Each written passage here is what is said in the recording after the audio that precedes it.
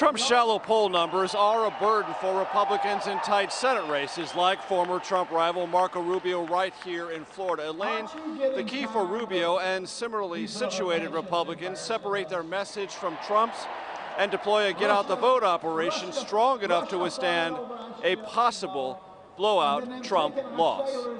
Well, Major, as you know, Donald Trump responded to his latest sexual assault accuser, actress Jessica Drake, who says Trump forcibly grabbed and kissed her. I want to play what Donald Trump said about this on Monday. These are stories that are made up. This is total fiction. You'll find out that in the years to come, these women that stood up, it's all fiction. They were made up. I don't know these women. It's not my thing to do what they say. I don't do that. And, I don't grab them on the... as they say, on the arm. And once said, he grabbed me on the arm. And she's a porn star. Now, this one that came out recently, he grabbed me, and he grabbed me on the arm. Oh, I'm sure she's never been grabbed before.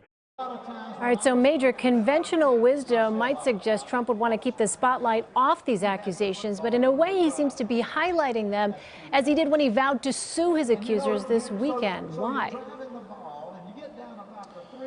Well, because it's a Trump method to lash out and always threaten people with litigation in the hopes of intimidating others who might come forward, whether that's in business or anything else. And now in the heat of this presidential campaign, Trump and his advisors know this has had a negative impact on the way Trump is viewed generally and by women specifically. So he lashes out at the authenticity, the legitimacy of the charges themselves, and then threatens legal action to try to scare those from repeating those who've said things already and prevent possibly others from coming forward. It is a strategy, Elaine, that I think we can say rather safely.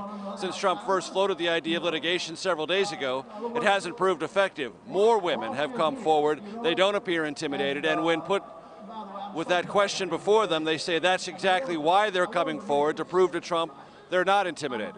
Yeah, we'll continue to see how that plays out. Major, on another issue, how did you interpret Trump's suggestion that the pre-election polls are inaccurate?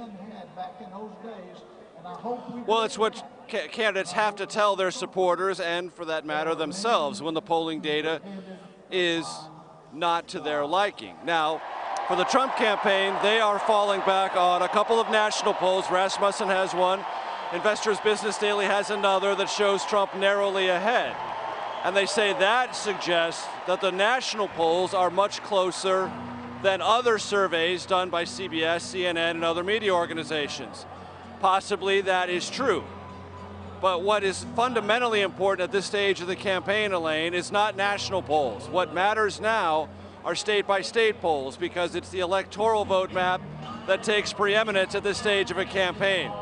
And the truth for the Trump campaign, the inescapable truth, and that's what Trump alluded to in that piece, saying, I think we're behind, but not by much, and Kellyanne Conway saying we're behind, is that in all the battleground states, the best the Trump campaign can say is there's some data suggesting they might be tied. But there is no data in any state outside of Ohio with one or two surveys that put them ahead or outside the margin of error and ahead. That makes the electoral vote map very complicated for Trump. Not impossible, but certainly daunting. And at this stage of the campaign, it's all about where do the two candidates stand in relation to each other in the battleground states, not in national surveys, because national surveys at this stage cannot capture the essence of the campaign state to state. And I guarantee you, successful campaigns in the last 2 weeks pay no attention at all to national survey data. All they care about are get-out-the-vote operations in each state and what the polls that they take nightly tell them about where they are in relationship to that get-out-the-vote effort in each of the battleground states. And by that metric, Trump is in very difficult shape.